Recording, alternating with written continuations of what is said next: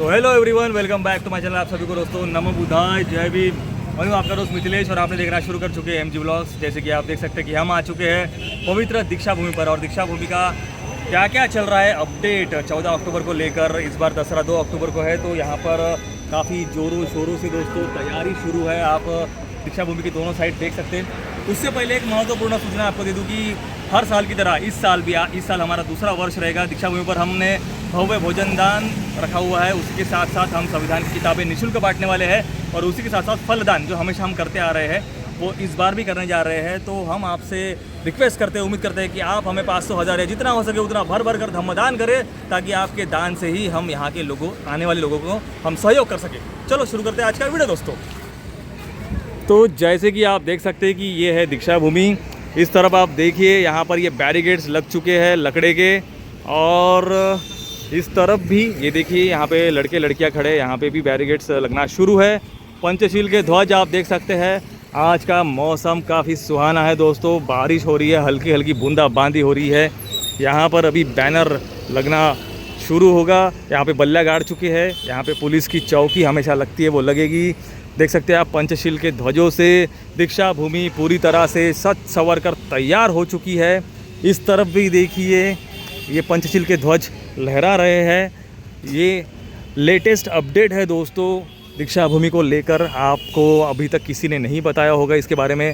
बारिश होने के वजह से यहाँ पर ये पेंटिंग का जो काम है वो रुक गया है दोस्तों। वो भी जल्द ही शुरू हो जाएगा आने वाले 1-2 दिन में। जैसे ही धूप निकलती है यहाँ पे ये लोग पेंटिंग करना शुरू कर देंगे, और फिर दीक्षा भूमि और अच्छे से खूबसूरत लगने लगेगी। वैसे तो बहुत खूबसूरत है, जन्नत से भी ज़्यादा खूबसूरत है, लेकिन जब ये पेंटिंग होती है, पंचशील के ध्वज लगते हैं, और बुद्ध प्रतिमा के पास, साहब के प्रतिमा के पास जब पेंटिंग वगैरह होती है, तो वो और भी अद्भुत नज़ारा होता है दोस्तों। वो भी आपको दिखाऊंगा।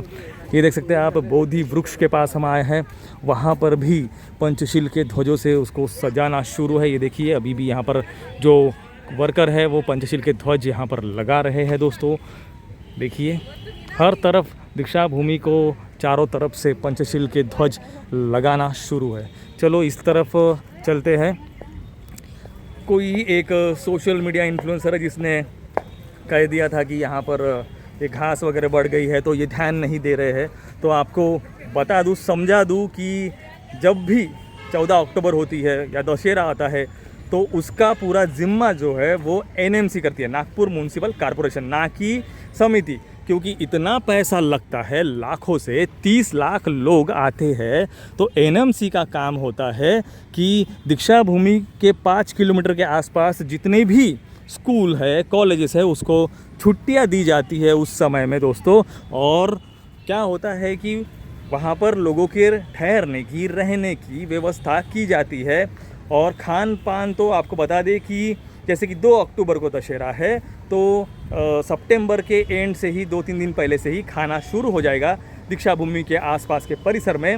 और फिर धीरे धीरे वो मेरे ख्याल से 3 अक्टूबर तक वो रहता है। इस बार 14 अक्टूबर, मतलब 2 अक्टूबर को दशहरा है और 14 अक्टूबर को 14 अक्टूबर है।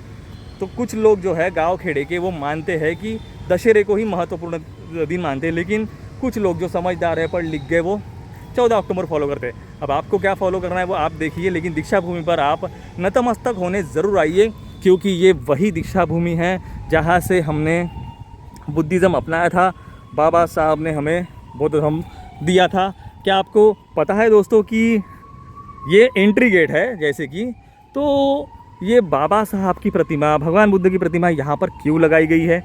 तो आपको बता दूं दोस्तों, काफ़ी रोचक कहानी है इसके पीछे कि जिस दिन बाबा साहब 14 अक्टूबर 1956 को जब नागपुर में पहली बार आए थे यहाँ पर इस सभा को अटेंड करने, हमें बुद्धिज़्म देने के लिए, तो उनकी कार इस जगह रुकी थी, और उनका जो पहला चरण है वो इस मूर्ति जहाँ पे लगी है वहाँ पर पड़ा था। इसलिए बाबा साहब की प्रतिमा यहाँ पर लगाई गई है, और उसके साथ साथ भगवान बुद्ध की भी लगाई गई है।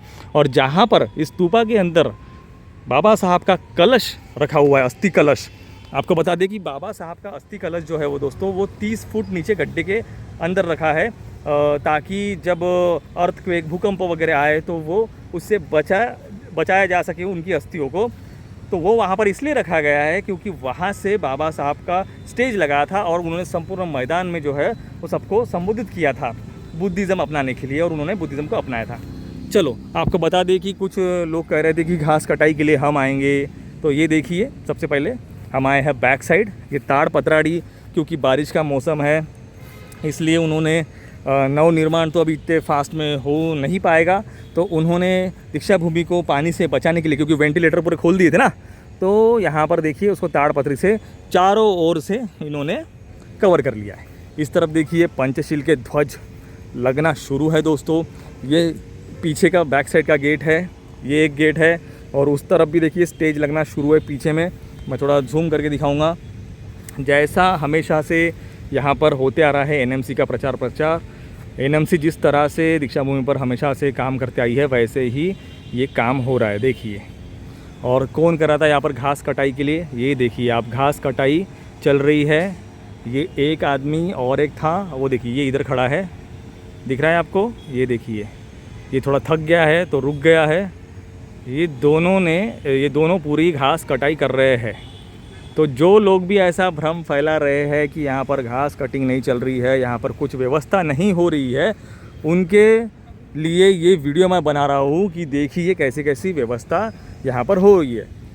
हाँ, एक मैं आपको बताना भूल गया, जैसे कि आप वीडियो में देख सकते हैं कि जहाँ पर टॉयलेट बाथरूम की व्यवस्था होती थी, 1000-2000 वहाँ पर महिलाओं के लिए, पुरुषों के लिए जो टॉयलेट बनते थे, मोबाइल टॉयलेट जिसे हम कहते हैं, वो अभी वहाँ पर दीवार चढ़ा दी गई है। अब दीवार चढ़ गई है तो भाई कैसे करेंगे, मेरे को वही समझ में नहीं आ रहा। अब इतने सारे लोग आते, 30 लाख से ज़्यादा लोग थे पिछले साल, क्योंकि कुछ लोग दशहरे को आते हैं, कुछ लोग 14 अक्टूबर को आते हैं, तो ये आंकड़ा बढ़ते ही रहता है हर साल, ये कम नहीं होता।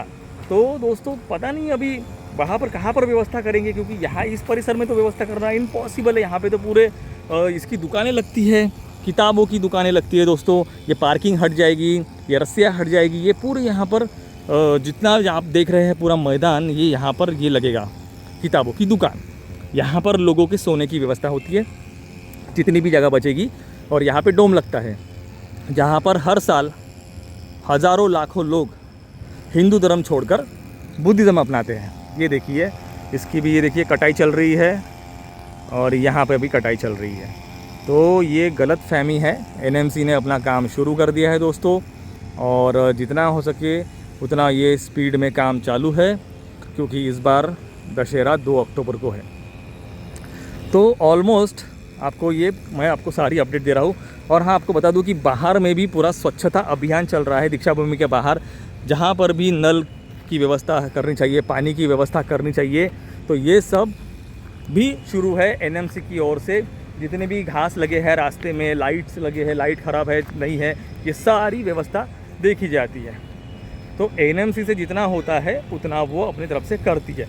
अभी हम बाकी लोगों की इधर जब देखते हैं, जैसे कि मुस्लिम्स का कुछ होता है या हिंदूज़ का कोई त्यौहार होता है, तो वहाँ पर ऐसा होता है कि वहाँ पर वो खुद अपने पैसे चंदा इकट्ठा करके काम करते, तो इसलिए इतनी रोशनाई होती है, ये वगैरह लाइटिंग्स वगैरह, वो हमें दीक्षा भूमि पर वो हमेशा आपको कम देखने को मिलेगी।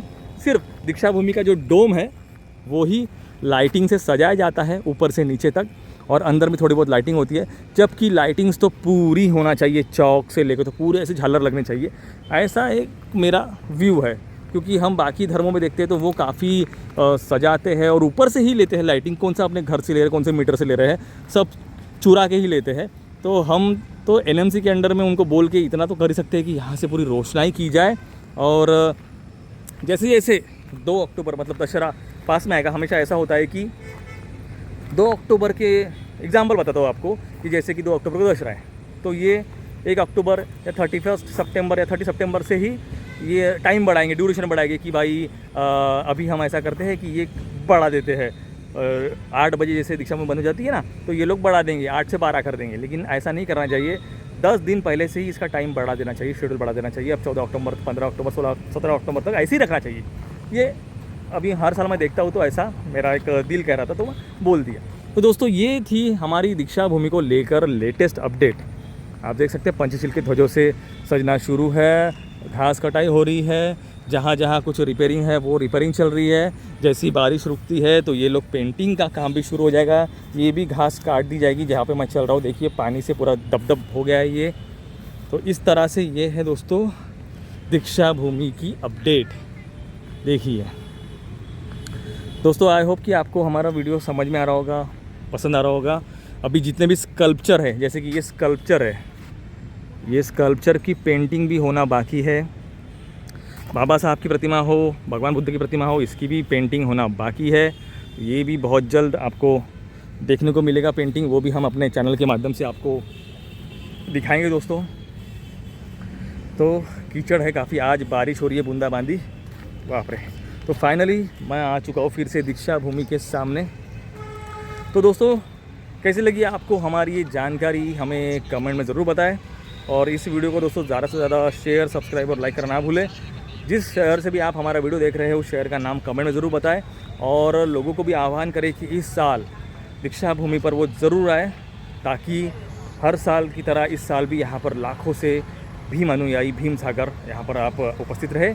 और जैसा कि मैंने बताया स्टार्टिंग में कि भोजन दान और किताब दान और फल दान हम करते हैं, तो हमें दान करना ना भूलें। चलो मिलते हैं नेक्स्ट वीडियो में ऐसे ही किसी अपडेट के साथ। तब तक के लिए आप सभी को दोस्तों नमो बुद्धाय, जय भीम।